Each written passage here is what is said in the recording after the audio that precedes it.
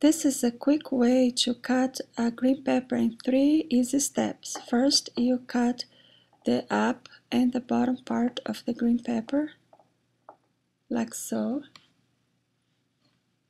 And then you find in the side part that there is no division, like right there.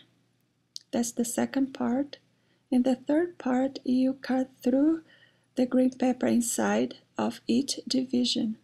And after that, all the inside that you won't use it is all out. And voila! Now you can cut your green pepper the way you want. And by the way, did you know you can freeze the green pepper after you cut it? Okay, now we are going to learn how to peel a garlic in a quick way.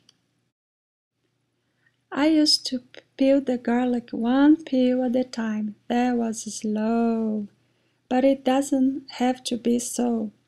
I learned that with a big knife, a French knife or chef knife, you can press the garlic, and you don't have to press very hard, even though it looks like in the video. You will know how much pressure to put. Just enough that as the garlic is pressed, it will release and break the skin, and see how it comes off very easily. Now, to demonstrate my point in a fun way, I asked my daughter to race with me.